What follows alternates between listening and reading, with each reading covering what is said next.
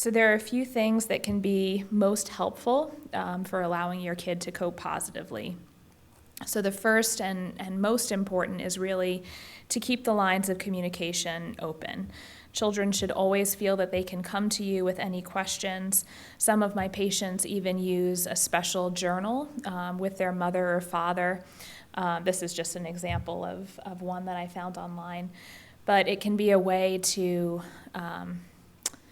keep the lines of communication open by having them journal and write down questions and thoughts for a parent to then answer later.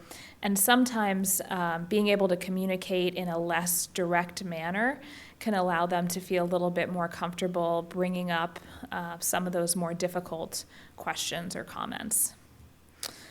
So it's also always good to acknowledge your child's thoughts, feelings, and emotions. And while it may be a challenge, particularly during certain parts of treatment, keeping as consistent a routine as possible is helpful in making them feel a little bit more safe and secure.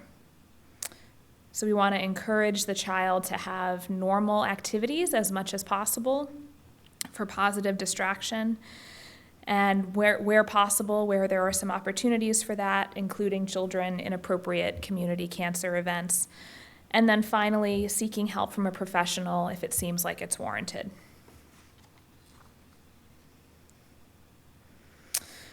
So commonly, a lot of well-meaning people automatically think, okay, you have a cancer diagnosis, your kid has to go in and see a therapist. And that's not always the case. And that's not oftentimes the case.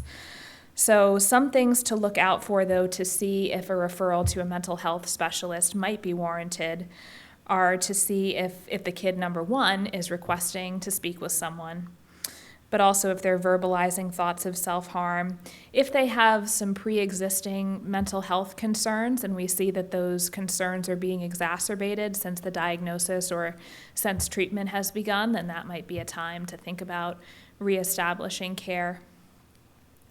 And then we also want to keep an eye on behaviors. So again, it's not uncommon for there to be some changes in how they behave at school, how they're doing in terms of concentration and sleep.